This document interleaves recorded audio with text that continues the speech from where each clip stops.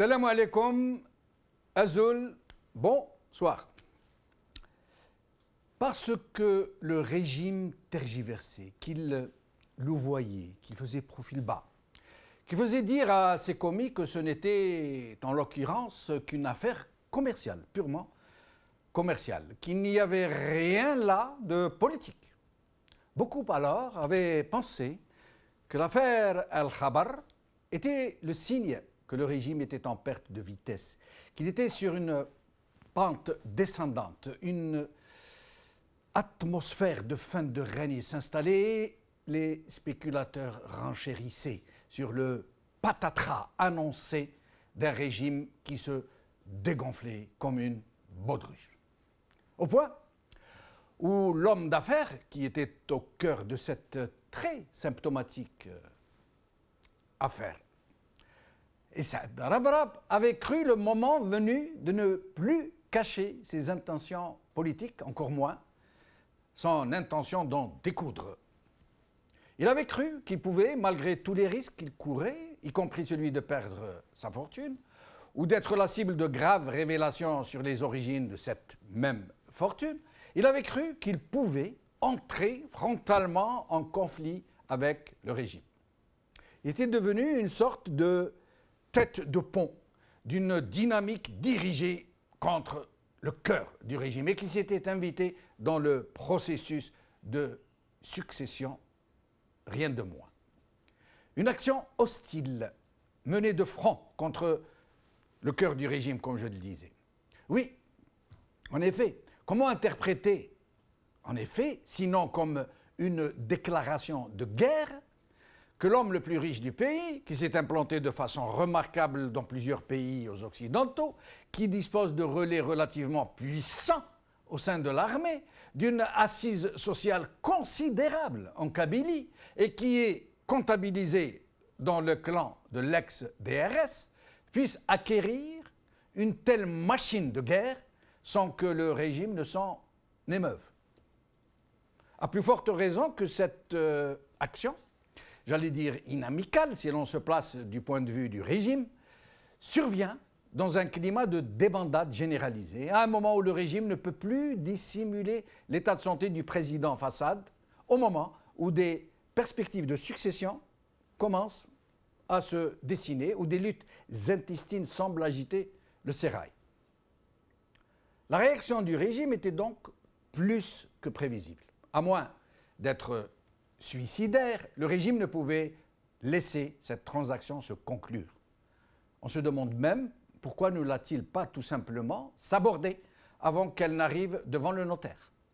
Il ne faut pas être grand clerc pour comprendre que si la transaction d'Al-Khabar avait été conclue et formalisée, Rabrab, dont tout un chacun connaît les ancrages et les alliances, serait devenu le bras armé, en quelque sorte, d'une dynamique qui peine à se concrétiser, mais qui à un certain moment a vraiment fait peur au régime, parce qu'elle commençait à prendre forme, rejointe par des centaines, je dis bien des centaines, d'ex-caciques de l'armée et du DRS qui avaient été évacués sans ménagement. Pourtant, Rabrab, pour être lui-même sorti tout casqué de la cuisse de Jupiter, ne pouvait pas ne pas savoir que le régime allait tout faire pour lui barrer la route, à moins d'être tout à fait naïf. Et c'est ce qui se passa, en fait. Par la voix de son ministre de la Publicité, le régime entreprit donc, de façon presque timorée, presque en s'excusant, de contester zama de façon légale l'acquisition par Rabrab du groupe Al-Khabar. En instrumentalisant, bien sûr, la justice et en affirmant ad nauseam qu'il n'y avait rien de politique dans la contestation de cette acquisition par les pouvoirs publics et que cela n'était qu'une affaire purement commerciale. À cette phase de l'histoire, Rabrab n'a pas craint de montrer ses muscles et toute sa détermination, et il a presque jusqu'à afficher de façon ouverte des intentions politiques. Regardez. Mais maintenant, si c'est le fait du prince, on verra, on va se battre. On aurait pu, par exemple, dans le cadre du projet de Cap-Ginette,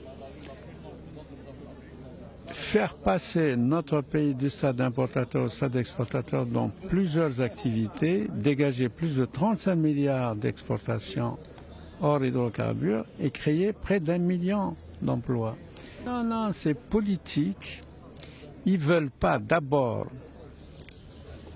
Aïva Radiven, Akvayin Adiven, d'une part, ou quand il y a Ninikining Neljehansen, ils ne m'auraient pas fait ce qu'ils sont en train de me faire, d'une part.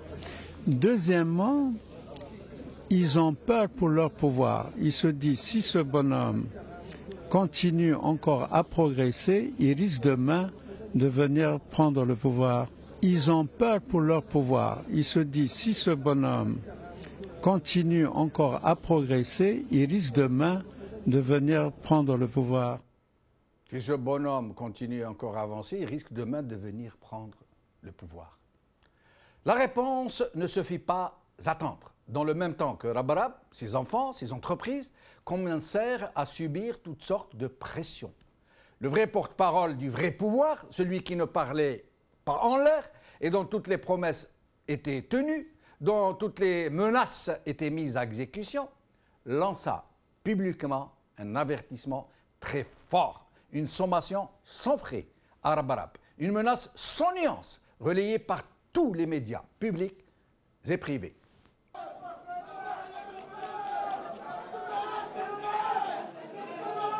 ذراع مالي ذراع مالي لم دراهم في التسعينات مع هذا الاخطبوط، وهذا الذراع أراد أن يخلط السياسة بالمال. بعد لما شبع بالمال حب يدير السياسة، وانتم تعرفوا باللي ربا المال هو السياسة. فسيسعد ربراب بعد ما دار المال حب يشري ويدخل في السياسة، ونحن نقول بأن السياسة تفسد المال والمال يفسد السياسة، وعلى ربراب أن يختار بين السياسة والمال، وإذا اختارهم في زوج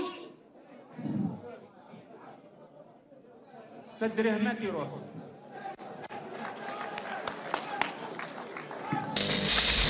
وعلى ربراب أن يختار بين السياسة والمال، وإذا اختارهم في زوج فالدرهمات يروحوا.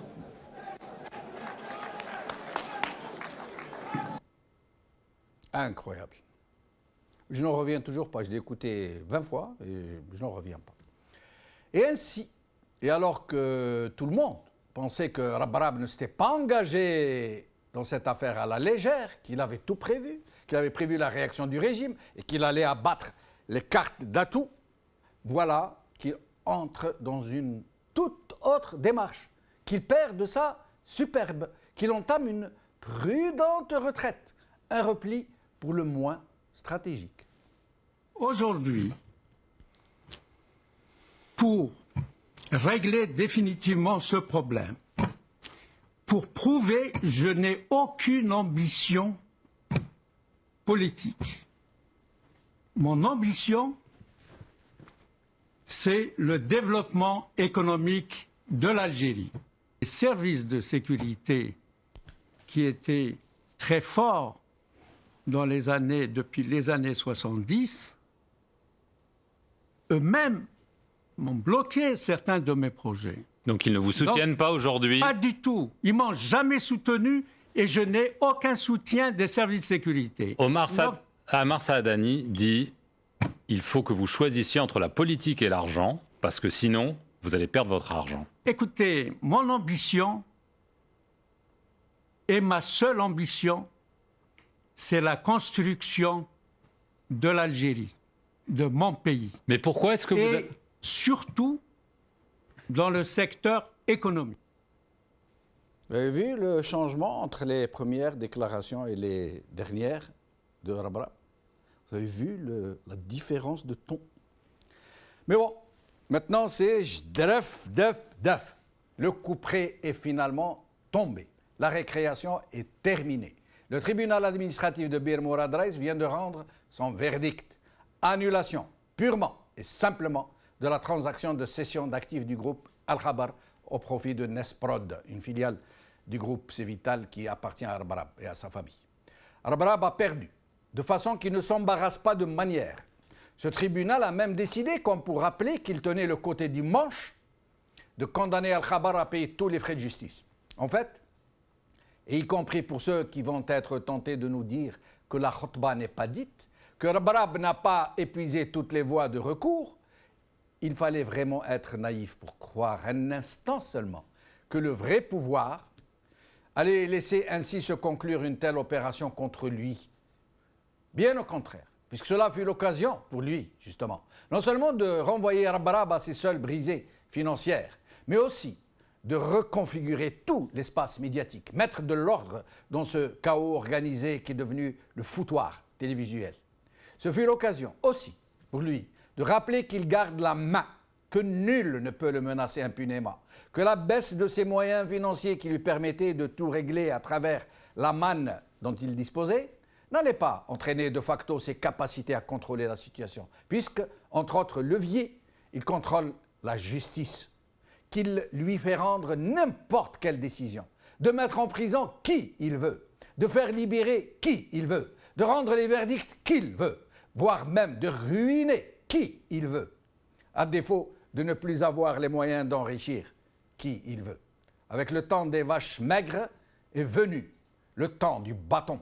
Et la justice est là, au garde à vous, comme elle l'a toujours été d'ailleurs, pour donner une forme légale à tous les faits du prince, à tout le bon vouloir de Monsieur Frère. Aujourd'hui, El Watan. Le tribunal administratif annule la transaction El Khabar Nesprod. Jeune Afrique. Algérie, la justice annule le rachat par Issad Rebrab du groupe de presse El Khabar. Par Chloé Rondeleux. El Huffington Post. Le tribunal administratif annule la transaction El Khabar Nesprod. avec nous aujourd'hui pour en parler, Faisal Mattawi, journaliste, et Fetta Sadat, avocate et secrétaire nationale aux droits de l'homme du RCD. Fetta Sadat, merci d'être avec nous. Je vous en prie. Merci. Alors, dites-moi, Fetta Sadat, d'abord sur un plan général, quel est votre avis sur le dénouement, j'allais dire, de cette affaire Al-Khabar? Écoutez, il me semble très long pour en parler, donc on va se limiter à certains traits essentiels. Il me semble, à mon sens, les traits les plus importants, c'est que nous ne sommes pas en présence d'une action banale, nous ne sommes pas en présence d'une affaire de justice, d'une simplicité comme on aurait pu le croire. En fait, nous sommes en présence d'une lutte d'une extrême virulence. Nous sommes en présence d'une lutte d'une extrême importance entre ce que l'on peut appeler la loi, entre ce que l'on peut appeler la Constitution et la pratique qui est faite de la norme fondamentale de l'État algérien et de la pratique qui est faite des textes essentiels de l'État algérien. Force est de constater, sans pouvoir rentrer dans moult détails que nous avons par ailleurs déjà exposés, que nous sommes en présence d'une situation que l'on peut qualifier comme étant un véritable coup de force. Pourquoi pouvons-nous parler d'un véritable coup de force? Car nous avons la loi Et mieux encore, nous avons la Constitution, où nous avons des principes fondamentaux qui régissent la société algérienne sur tous les plans, et notamment sur le plan politique. Notamment, là, je parle du principe fondamental de la séparation des pouvoirs. Et malheureusement, fort est de constater qu'à travers ces actions, que ce soit l'action administrative, que ce soit également d'autres actions, nous ne sommes pas en présence d'un seul phénomène ou d'un seul exemple, fort est de constater que le principe de la séparation des pouvoirs est fort malheureusement battu en brèche. Pourquoi est-il battu en brèche? Car il y a, je l'ai dit tout à l'heure, il y a la loi, il y a la Constitution, il y a la manière avec laquelle le pouvoir exécutif manipule ou exerce ses pouvoirs prétoriens en ce qui concerne que ce soit la Constitution, que ce soit la loi algérienne. Car si on revenait aux règles procédurales, aux règles basiques de la procédure en matière administrative, nous l'avions démontré avec beaucoup d'activité et beaucoup de profondeur que cette action ne relève pas de la compétence d'un tribunal administratif. Le principe, l'organisation judiciaire en Algérie est basée sur le principe de la séparation entre le juge civil et le juge administratif. Il n'y a aucun élément qui permet à ce que cette action soit exposée par devant le tribunal administratif, et encore mieux que ce dernier se saisisse de sa compétence, et encore mieux que ce dernier arrive à s'immiscer dans les relations de droit privé et arrive à annuler un acte notarié. C'est un élément qui est de la pure compétence d'un juge de droit civil. Donc là, nous, en tant que défense d'une part, et en tant que militants des droits de l'homme, si on doit déplorer quelque chose, c'est de déplorer malheureusement qu'on est loin de la construction d'un état de droit en Algérie, et qu'en tout état de cause, cette besogne est très très laborieuse et reste à faire. Avant de poursuivre sur cet aspect judiciaire de l'affaire, dites-moi ce que vous pensez de la menace de Saadani proférée depuis tribune officielle, très fort, sans nuance, qui menace Rabarab de le ruiner tout simplement, qui lui dit que l'argent corrompt la politique et que la politique corrompt l'argent et qu'il faut faire un choix. Il oublie que tout l'entourage du pouvoir actuel, les parentèles, les clientèles sont riches à milliards de dollars. Le cas de Ali Haddad est symptomatique, exemplaire de ce que je suis en train de dire. Ali Haddad qui se mêle très volontiers, quasi quotidiennement de politique et à qui personne n'a fait de telles sommations. Écoutez, moi, quand une personne, un homme quand même politique, qui préside le parti que nous connaissons tous, profère ce genre de déclaration, moi ce que j'ai à déplorer, ce n'est pas le contenu de ces déclarations-là. Ce que j'ai à déplorer, c'est qu'à travers ces déclarations, c'est un message à l'égard de tous les Algériens, c'est un message à l'égard de la classe politique algérienne, c'est un message à l'égard de toute la société civile algérienne, qu'il y a ce que l'on appelle la loi et ce que l'on appelle la loi du plus fort. Et ça, c'est une chose qui est extrêmement grave, car si on a la prétention de vouloir mener l'Algérie vers un avenir meilleur, si on a la prétention déjà minimale de respecter les principes fondamentaux qui sont contenus dans la Constitution algérienne, il me semble qu'on devrait œuvrer en vue de dire que force reste à la loi, qu'on n'a pas le droit de menacer quiconque à travers une quelconque déclaration, et que si quelqu'un commet une quelconque infraction, il se doit d'être sanctionné d'une manière sereine en fonction des dispositions de la loi algérienne. Et là, ces déclarations-là sont, il me semble, gravissimes, car nous sommes pratiquement, si on peut se permettre de dire ainsi, en présence de ce qu'on appelle l'état de non-droit, où chacun peut se permettre d'outrepasser ses pouvoirs et chacun peut se permettre d'attenter aux libertés individuelles et aux libertés fondamentales des Algériens en toute impunité. C'est la chose la plus grave, il me semble, que l'on peut déplorer à travers des déclarations pareilles. Restez avec nous, Fata Sadat. Nous accueillons à présent Faisal Mattaoui. Faisal, merci d'être avec nous. Merci Jamal Din, bonsoir à vous, à Madame Sadat et à tous les amis téléspectateurs. Faisal, à votre avis, c'est quoi cette histoire? Bien que je présume que vous vous y attendiez, un peu comme tout le monde. Ça ne pouvait pas se passer autrement. Ce régime ne pouvait pas laisser Al-Barab acquérir une telle machine de guerre sans bouger. C'était quasiment inimaginable, je présume. Oui, bien sûr. En plus, c'est une affaire unique. Madame Sadat a détaillé tout à l'heure les détails juridiques. C'est pratiquement une affaire unique dans son genre dans les annales de la justice algérienne, puisque c'est une affaire commerciale portée devant un tribunal administratif qui va aller en cas d'appel. Et je pense que le collectif du journal Khabar qui s'est retiré. Et là, c'est aussi quelque chose de terrible dans le fonctionnement de justice d'un pays. On ne peut pas parler de justice indépendante et de juges qui jugent d'une manière indépendante sans la pression politique, et vous avez un collectif de défense qui se retire. Le juge aurait dû reporter jusqu'à convaincre la défense d'assister au procès pour que le procès soit réellement équilibré, bien qu'on est, comme Mme Sadat l'a expliqué, devant une affaire politique. Et vous savez, et tout le monde le dit, quand la politique entre dans un prétoire, dans un tribunal, la justice sort par la fenêtre à défaut de sortir par la porte. Et donc cette affaire, bien sûr, c'est une affaire politique. Vous savez, elle est en référé, et le référé, un référé qui dure 2 mois, ça n'existe qu'en Algérie. L'affaire a été portée au mois de mai. On est dans une affaire où on veut empêcher, et c'est clair, ça a été dit par Ammar Saadani, secrétaire général du FLN, et qui parle probablement pas au nom de tout le pouvoir, mais d'une partie du pouvoir. Puisque la menace était très claire, et moi je suis étonné que M. Al-Barab n'ait pas poursuivi M.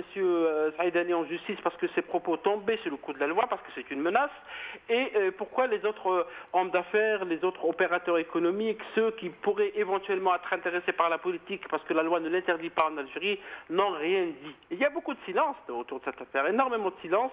Il y a certains qui observent sans être intéressés par ce qui se passe, malgré qu'il y ait des dérives, d'autres qui attendent des évolutions. Or, l'annulation aujourd'hui de la transaction va créer quelque chose, un traumatisme dans la loi. Parce que comment ce texte va être appliqué, comment cette décision va être appliquée, puisque la transition est déjà faite, et Mme Sadat pourra peut-être détailler, elle a été déjà faite. Comment on va demander aux actionnaires de Khabar de restituer l'argent? Comment on va faire? Je pense que l'affaire peut-être va aller devant le Conseil d'État, et ça va créer encore et encore des complications, puisque c'est pas une affaire de droit, c'est une affaire politique. L'idée était que l'homme d'affaires Saad Al-Barab n'est pas une télévision et n'est pas un journal. Maintenant, la balle est dans le camp de ceux qui défendent la liberté d'expression, de ceux qui défendent aussi les droits des travailleurs et des journalistes, et les droits à l'expression, et aussi les droits aux hommes politiques qui ont de l'argent, qui sont de faire de la politique. Puisque vous l'avez souligné, Jamel, Ali Haddad, pour ne pas le citer, et d'autres hommes politiques hommes d'affaires sont dans la périphérie du pouvoir. Or, les propos d'Ammar Saadani sont très clairs. Si vous voulez faire des affaires en Algérie, vous devriez faire partie de notre clan ou de notre groupe ou de notre entourage. Et c'est un peu toute cette affaire d'Al-Khabar qui le révèle, et c'est tant mieux parce que ça permet de clarifier les choses.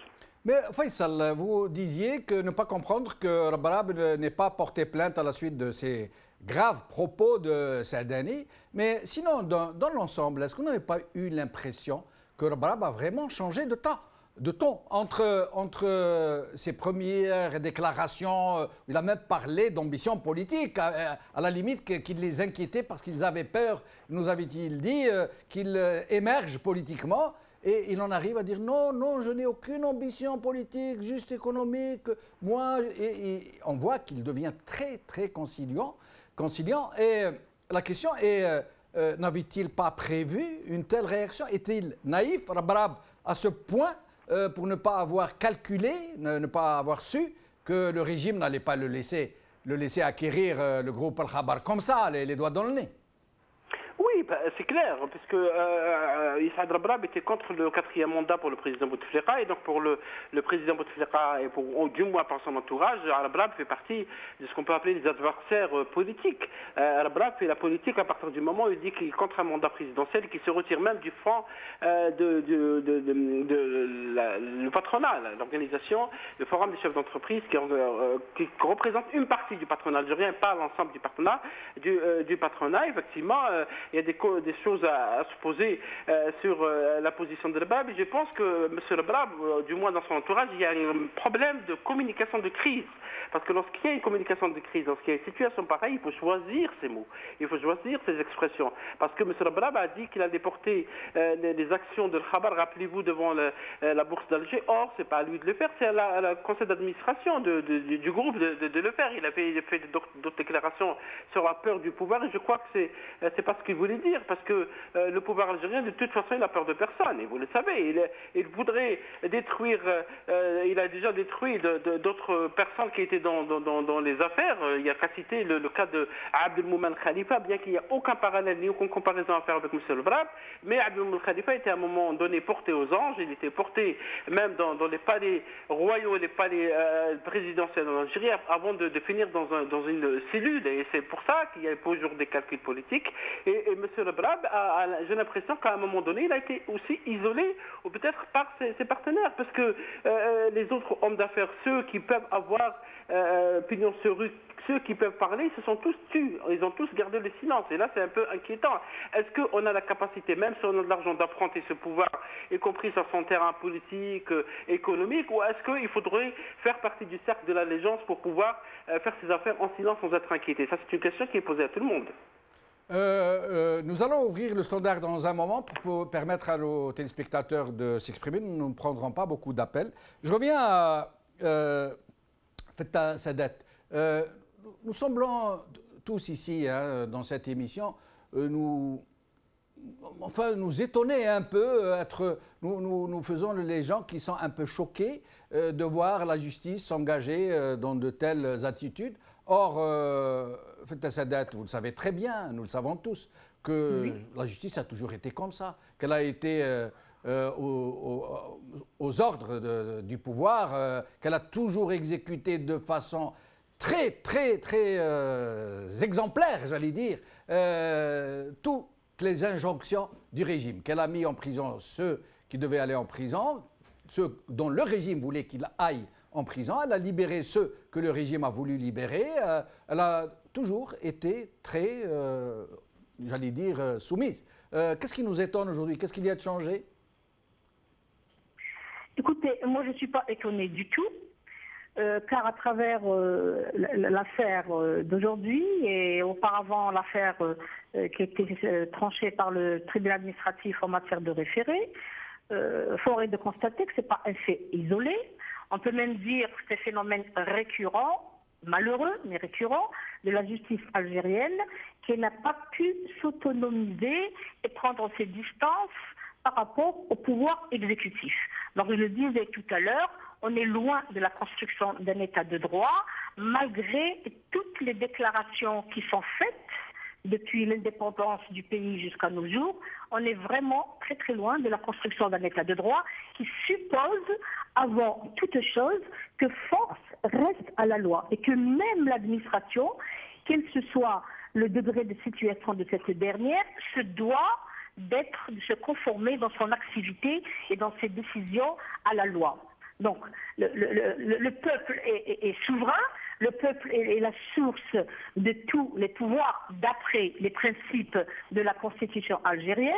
La justice est rendue au nom du peuple algérien, mais il est malheureux de constater, à travers que ce soit l'affaire dont nous sommes en train de traiter, ou d'autres phénomènes aussi, ou d'autres exemples, qu'au nom du peuple algérien, en fait, le pouvoir exécutif utilise cette dernière pour assouvir des intérêts purement claniques. C'est ça qui est désolant. Et là, c'est encore beaucoup plus désolant que cela vient en 2016, après que la nouvelle constitution a été votée avec grandiloquence, et après que des déclarations sont faites à tort et à travers en disant que la justice est indépendante, que la loi est appliquée dans toute sa rigueur, et qu'il y a l'autonomie, et que par ailleurs, qu'il n'y a pas de justice de clan, ni de justice sociale basée sur l'appartenance à un clan particulier, ou à une classe sociale particulière. Alors là, moi, il me semble qu'ici, nous sommes en présence d'un dossier que l'on peut qualifier d'un dossier technique. Parce que quoi qu'il en soit, c'est un dossier qui a été exposé devant un tribunal, et pas n'importe quel tribunal, un tribunal administratif, et le juge administratif a pour principale attribution de sauvegarder les libertés et les droits fondamentaux du citoyen devant les abus et les déplacements de l'administration. Là, il est malheureux de voir que, contrairement à ce principe de base, nous assistons à une justice, à un juge administratif qui, au lieu de protéger le citoyen, au lieu de se porter garant des droits et des libertés fondamentales de ce dernier, a tristement penché du côté de la partie la plus forte qui a des pouvoirs exorbitants, à savoir l'administration. Là, on ne le dirait pas suffisamment. Évidemment qu'on est choqué à chaque fois. Donc c'est déjà un signe de vivacité, un signe que le peuple algérien ne perd pas son souffle, un signe que le peuple algérien ne baisse pas les bras. C'est qu'il a encore la capacité de réagir, il a encore la capacité de se mobiliser, il a encore la capacité de se révolter. Moi, il me semble que là, c'est un point positif. Donc là, nous avons, on l'a dit à moult reprises, une transaction purement commerciale, c'est un acte notarié, et la haute juridiction du pays, qui est le Conseil d'État, a suffisamment rappelé dans ses arrêts que le juge administratif n'a pas le droit de s'émisser. Mais justement, Fettah Sadat, un point technique, comme vous dites, que je voudrais que vous nous expliquiez. Oui. Green, le ministre de la Publicité, a lui-même dit que c'est une affaire purement commerciale. Est-ce qu'une affaire commerciale va devant le tribunal administratif? À un moment donné, ça a été dit, effectivement. Est-ce que une affaire commerciale va devant le tribunal administratif? Est-ce que c'est normal? Écoutez, le tribunal administratif, en vertu des principes du Code de procédure civile et administrative, dispose clairement et simplement que pour qu'une affaire soit jugée devant un tribunal administratif, il faudrait que nous soyons en présence d'un litige administratif qui impose l'application des règles de droit administratif, donc des règles de droit public. Or, qu'est-ce que nous avons en l'espèce? Nous avons une action, un litige dont le contenu porte sur la demande d'annulation d'un contrat de droit privé intervenu entre des personnes de droit privé. Il ne faut pas oublier qu'il s'agit de la cession, de la vente d'actions par des actionnaires, donc qui sont des personnes physiques, qui sont régies par le droit privé, au profit d'une autre personne morale qui elle-même est régie par le droit privé. En l'occurrence, il s'agit de l'entreprise Nesprod. Alors là, la question se pose, et nous l'avions posée à l'époque, dans l'affaire en référé, en quoi le juge administratif serait compétent, et mieux encore, en quoi le ministère de la Communication a un droit pour agir, a la compétence pour introduire une action, pour demander l'annulation d'une transaction d'ordre purement privé. Évidemment, au vu de la loi, la réponse est non. Au vu de la loi, on s'attendait à ce que l'action soit rejetée, et au vu de la loi, on s'attendait à ce que l'action en référé soit également écartée des revers de main. Mais là, contrairement à cela, on vient de le souligner, il y a dénaturation des textes, il y a manipulation, il y a une manière de se servir soi-même. Donc le pouvoir exécutif à travers la justice s'est servi soi-même pour assouvir des desseins ou des intérêts, et je le répète, purement claniques. Restez avec nous, Fettah Sadat, nous revenons à vous dans un instant. Faisal Mettaouia, en peu de mots, vraiment, pour parler vrai, est-ce que la justice algérienne fonctionne à l'injonction? Est-ce qu'elle obéit aveuglement, sans condition, aux injonctions du pouvoir, ou non? Écoutez, à voir ce que les récentes affaires, Mme Fettah parlait Sadat plutôt parlait de cette affaire de Khabar, il y a d'autres affaires portées devant la justice ces derniers mois, l'affaire du général Belhadid qui a été récemment libéré après 10 mois et avoir été interrogé une seule fois, alors que la Constitution, la loi de procédure pénale et toutes les lois sont très claires sur cette affaire. Et le juge n'a pas appliqué cette loi. Il y a aussi l'affaire du journaliste Mohamed Tamal qui est mis en prison en vertu d'un texte qui n'est pas privatif de la liberté. Malgré ça, il a été mis en prison. Et il y a l'affaire du directeur de Al-Watan, de la télévision Al-Watan TV, M. Chilli, qui a été mis en prison alors qu'il n'y avait rien contre lui, etc. etc. Là, oui, la justice obéit à des injonctions politiques, alors qu'à un moment donné, nous avons écouté M. Al-Aïdouni, qui est président du syndicat national des magistrats, plaider pour la liberté des juges, plaider pour l'indépendance, plaider pour un fonctionnement normal de la justice. Nous avons écouté M. Santini, qui est président de la commission officielle des droits de l'homme, parler de... Or, tout le monde se tait maintenant. Et tout le monde... Est-ce que les juges algériens, et je parle des juges de siège, on ne parle pas des procureurs, parce que les procureurs, il est évident qu'ils reçoivent des instructions, et je rappelle que pour l'affaire du journaliste Mohamed Tamat, il n'y avait pas de partie plaignante apparente, ce qui est encore plus grave. Et la procédure a été faite par le département de renseignement et sécurité DRS, qui théoriquement est dissous. Donc vous voyez comment ça fonctionne. La justice algérienne et ses affaires nous révèlent à chaque fois toujours ces dysfonctionnements, malgré que le discours est de bas en contresens et dans un autre sens, et malgré que la nouvelle constitution de février 2016 précise pour certains articles, à partir de l'article 48 et au-delà, sur les libertés d'expression, libertés de réunion, libertés de rassemblement. Donc on est dans une contradiction flagrante. Est-ce qu'il y a une force politique à l'intérieur du pouvoir qui voudrait vider la nouvelle constitution de certains aspects du président Bouteflika? Est-ce qu'on n'est pas en train d'assister à des luttes de clans? Et au milieu, il y a donc toutes ces affaires. C'est une manière de se renvoyer des codes, d'où peut-être la déclaration d'Ammar Saadani à M. Rabra. Toutes ces questions se posent parce que la politique et le pouvoir exécutif dominent tout. Le Conseil supérieur de la magistrature n'est pas du tout indépendant et le Parlement ne fait rien du tout. Restez avec nous, Faisal Matawi. Nous allons prendre quelques appels de nos téléspectateurs et nous revenons à nos invités. Houria de Paris. Alembek, Houria. Houria de Paris. Oui, bonsoir. Bonsoir Houria, je vous en prie. Voilà, bonsoir à vous, bonsoir à vos invités et je salue tous les téléspectateurs de votre chaîne. Merci. Je vais vous livrer moi mon point de vue tout en émettant une toute petite réserve quant à la généralisation de mes propos, sachant que dans cette sphère de responsables et de juristes algériens, n'oublions pas de dire qu'il existe quand même des gens, des personnes compétentes, sérieuses et honnêtes qui ne demandent qu'à bien faire leur travail, mais que mille et une raisons en empêchent. Je ferme la parenthèse. Concernant votre sujet du jour, la justice, je pense que l'Algérie en tant qu'État de droit, je pense qu'elle n'a jamais existé. Je ne prends pas le risque de me tromper puisque depuis l'indépendance confisquée, on ne peut pas dire qu'on a eu une justice. L'un explique l'autre. On ne peut pas confisquer une indépendance à tout un peuple et par ailleurs penser à lui créer un état de droit. Soyons raisonnables. C'est incompatible comme démarche. Donc c'est très naïf de notre part de vouloir parler de justice aujourd'hui. Maintenant, j'ai envie de vous dire, sincèrement, à ce niveau-là, que ce soit, je pense au sujet que vous avez traité il y a quelques jours, qui commande en Algérie, c'est ça? Oui, en effet. Voilà. Moi, je vous dirais sincèrement, il n'y a pas de pilote dans l'avion, ou dans le navire, si vous aimez la mer. Oui. Les choses évoluent au gré du vent, au jour le jour. Je m'explique. Puisque vous parlez de justice, si demain vous avez un problème à régler, il ne sera pas traité selon les textes de loi.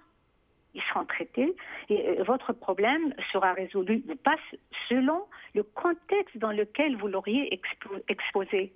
On est donc constamment appelé à composer avec divers éléments dans diverses situations. L'exemple que vous avez pris aujourd'hui d'Al-Khabar et de M. Rabrat est une illustration parfaite de ce que je viens de dire. C'est-à-dire qu'hier, il faisait partie de leur sérail, il était admis, il n'y a pas de souci, il a construit sa fortune tout à fait comme eux. Aujourd'hui, il est obligé d'adapter son discours, ses propos par rapport au discours officiel. Merci. Voilà. Merci, Houria. À présent, nous avons Daoud d'Alger. Daoud, vous êtes avec nous? داود من الجزائر العاصمة. Si Ben Chenouf, l'Algérie n'est pas un pays de droit. Tous les Algériens savent qu'il n'y a pas de droit en Algérie, il n'y a pas de justice. La justice est instrumentalisée, elle est utilisée comme épée de Damoclès sur la tête des gens qui sortent de la ligne directrice qui est fixée par le pouvoir actuel. De nombreux exemples depuis le début de l'indépendance ont montré, par exemple, tout à fait au début, quand on a fermé le journal le matin et mis son directeur en prison, l'actuel secrétaire général du Conseil de la magistrature qui était à l'époque à Al-Harrach, M. Laïdouni, c'est lui-même qui avait jugé M. Benchikou. On avait mis M. Benchikou pendant 2 ans en prison. Les dernières affaires avec Rabrab, avec le groupe Al-Khabar, avec le général Ben Hadid, montrent encore une fois que le pays ne dispose pas de justice. C'est une république bananière. On utilise la justice pour faire peur aux gens. Quand on veut, par exemple, arrêter la grève des travailleurs d'El Hadjar, on leur dit on va aller à la justice parce qu'on connaît les résultats à l'avance. On sait que les ouvriers de l'Hadjar vont être sommés de reprendre le boulot, sinon ils vont être mis à la porte et on ramènera des militaires pour les remplacer. Donc même avant l'indépendance, d'ailleurs au congrès de la Soumam, on avait obligé les Moudjahidines à juger les gens avant de les exécuter. Mais je pense qu'au niveau de ce qui s'est passé après, dans l'affaire de Chabani, 3 personnes ont dit à M. Chabani, le Conseil de la Révolution vous a condamné à mort, qu'est-ce que vous avez à dire pour votre défense? Ça s'est limité à 2 ou 3 mots, et Chabani a été exécuté dans une forêt à Canastel Aura. Donc les Algériens n'ont pas encore acquis le droit, parce que nous sommes des sujets, pour avoir une justice indépendante. Les pouvoirs ne sont pas séparés, ils sont au service du châtelain et de la cour qui l'entoure. Voilà ce que je voulais dire. Merci beaucoup. Merci Daoud. Avec nous Mohamed d'Algérie. Mohamed من الجزائر. مساء الخير. مساء الخير، اهلا بك. سلام. عيد مبارك، كل عام وانتم بخير. الجميع اهلا بك. والله لو سمحت نتكلم بالعربية ولا الإنجليزي، معليش. تفضل بالعربية من فضلك إذا حبيت، تفضل. أنا والله في الحقيقة الموضوع تاع الخبر وتاع الوطن، والله نعود لشيء ما للخلف. يعني لو سمحوا هما الديمقراطية بمرها وبحلوها مع الإسلاميين وغير الإسلاميين، ما كنا نوصل للأشياء هذه. هؤلاء نفسهم هما من كان يؤيد نزار ويحيى وأيت حسن والتوفيق والانقلابيين ولاد فرنسا، هما يتحملوا مسؤوليه، هما اللي ورطونا، هما اللي خلفونا ب20 سنه، وما زال درك بهذا الحدث هذا راح نزيدوا نخلفوا 20 سنه. لو خلوا الاسلاميين حكموا 5 سنين ونحاهم الشعب، ولا خلاهم كما خلى الشعب تاع تركيا خلى الاسلاميين يحكموا. شوفوا تركيا اليوم 15 سنه وراهي، وشوفوا الجزائر 20 سنه بموافقه الخبر والوطن والليبرتي، هذوما اذناب فرنسا كذلك. شوفوا الجزائر وراها اليوم، هما يتحملوا المسؤوليه، وهما سي غراس سي جون كون اون ترا بي لا ميرد. السلام عليكم. وعليكم السلام. محمد من ألمانيا. سي محمد أهلا بك. بشنو؟ أهلا بك سي محمد. Je voudrais tout simplement, tout court, je voudrais dire à Maître Sadat et à votre ami confrère Metawi qu'il y a une chose qu'il faut savoir en Algérie, il y a des escadrons de la mort qui sont payés par ce genre-là. N'est-ce pas, mon cher ami? Tout le monde le connaît. Il faut que l'escadron de la mort, il doit être, comme vous dites dans vos limités, par exemple, il a changé parce qu'il a eu peur. Ses amis, ils sont rentrés en conflit avec. Ils vont lui envoyer un tueur, il l'assassine. C'est comme ça se passe avec Abdel Ramadan, avec Mohamed Diaf, Allah yarhamou, lorsqu'ils lui ont présenté le dossier pour signer, Monsieur le Président, à Agalam. Non, ça c'est pas pour mon devoir. Mon devoir, je suis venu ici pour construire un état de droit, pour faire ce que l'Algérie veut avoir. Maintenant, je ne veux pas me rentrer dans des choses comme ça. Il a dit, il y a mafieux de bas du Congo. C'est ce qui se passe en Algérie, mon cher ami. Il faut le dire, il y a des extraterrestres à mort, il faut qu'ils soient balayés. Le peuple algérien, il se réveille. Il faut pour d'autres. Merci, c'est Mohamed, merci. Alors, Boualem d'Alger. Boualem, من الجزائر العاصمة. Est-ce que Boualem est avec nous? Oui. تفضل سي Boualem. Salam alaikum, Alaikum salam, et je salue tes invités. Merci. Bon, cette affaire-là, M. Jamal, affaire le Khabar, Brab, etc., moi, ce que je pense pour moi, c'est une affaire de clan. Parce que Brab, ce qu'il a dit, je ne suis pas de leur clan, mais il appartient à un autre clan. C'est une affaire de mafia, c'est une affaire de clan. Parce que dans les années 90, ce qui s'est passé, c'est M. Brab était associé avec 10 généraux qui ont tué et assassiné le peuple algérien. Brab, ils lui ont donné toute l'Algérie pour profiter de l'importation de certains produits d'alimentation. Et je peux te donner un secret. Brab, il a pris de l'argent dans une banque algérienne. Je peux te donner le nom de la banque, comment il a pris l'argent. Il a pris par une demande manuscrite, il a pris des milliards, des centaines de milliards. Et Redamel, quand il était Premier ministre, à l'époque, la famille a donné à l'Algérie 30 ou 50 millions de dollars, je ne sais pas combien. Qu'est-ce qu'il a fait? Il a donné cet argent à M. Brab. Bon, maintenant, c'est une affaire de clan. La mafia, l'ancienne mafia avec la nouvelle mafia, et Haddad, il est dans notre clan. Pourquoi ils n'ont pas commandé faire des... علاش ما دناوش الحداد فهمتني c'est-à-dire c'est une affaire de mafia. Barakallahu fik, c'est Boualem. Je vais prendre un dernier appel. Ali de Ouergla, je reviens à nos invités pour conclure. Ali من Ouergla, اهلا بك سي علي. اهلا بك. اهلا بك، تفضل سي علي. اول حاجه نهدي تحياتي الى فمي بدي ساعد والى الرئيس عبد العزيز بوتفليقه وللشعب الجزائري بمناسبه عيد الفطر. ايوه. السلام عليكم. وعليكم السلام. Quel chanceux ce Bouteflika. Alors, nous revenons à nos invités. Faites cette dette, nous arrivons vers la fin. Je vous laisse conclure avant de revenir vers Faisal. Si vous avez quelque chose à dire de particulier. Oui, j'attirerai l'attention de tout le monde, de tous les téléspectateurs, que nous ne sommes pas là pour faire le procès de quiconque. On n'est pas là pour faire le procès de M. Brab ou d'une autre personne. Il me semble que ceci relève de l'inconscience et relève en tout état de cause d'une certaine immaturité. Ça, c'est le premier point. Le deuxième point, il me semble qu'à travers les interventions de ceux qui ont bien voulu intervenir aujourd'hui, nous constatons, nous sommes tous du même avis, que le régime en place est en train de passer à un stade suprême concernant les exactions à l'égard des droits et des libertés fondamentales des citoyens algériens.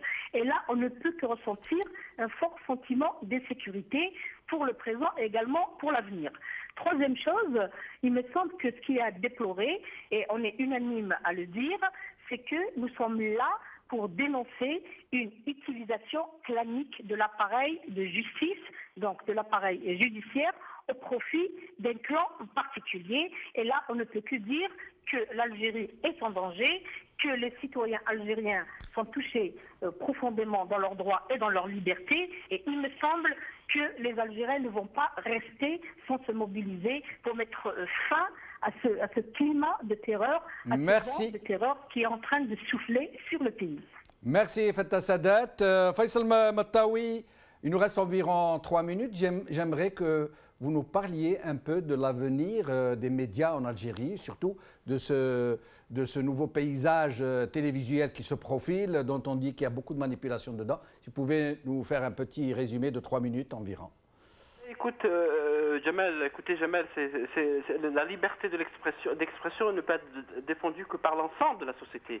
Et l'existence des médias et des télévisions privées aussi. KBC, qui est une chaîne maintenant menacée, parce que faute d'argent, faute de nouveaux fonds, c'est une chaîne qui risque de disparaître et 130 postes d'emploi risquent de partir en fumée. Il y a des familles qui vivent des chaînes privées et des télévisions. Pourquoi ne pas les défendre et pourquoi que maintenant que le gouvernement leur demande d'appliquer la loi, alors que le gouvernement a beaucoup tardé pour amener les textes d'application de la loi sur l'audiovisuel, il faudrait que ces chaînes, qui sont aussi un acquis, on peut être d'accord ou ne pas d'accord avec leur ligne, mais c'est quand même un acquis pour la liberté d'expression et doivent être défendus par tout le monde. Je rejoins Jamel l'avis de la première intervenante, Madame Huria, qui dit qu'il y a quand même des magistrats, des hommes qui sont honnêtes, qui veulent faire leur travail. Je suis tout à fait d'accord avec elle. Il y a quand même, parce qu'on ne peut pas généraliser, dire que tout le monde était corrompu, tout le monde est vendu. Il y a quand même des hommes dans les institutions de l'État qui essaient de défendre le droit et la loi. Ils ne sont peut-être pas écoutés, mais viendra peut-être le jour où tout le monde sera écouté. Et la défense des libertés, Jamel, c'est l'affaire de tout le monde, encore une fois. Ce n'est pas l'affaire uniquement des journalistes ou des artistes ou des militants de la société civile. C'est tout le monde qui doit défendre ces libertés parce qu'il y va de l'avenir de ce pays. Faisal, est-ce que nous avons perdu Faisal? Je vous écoute. Oui, continuez, je vous en prie. Vous avez fini?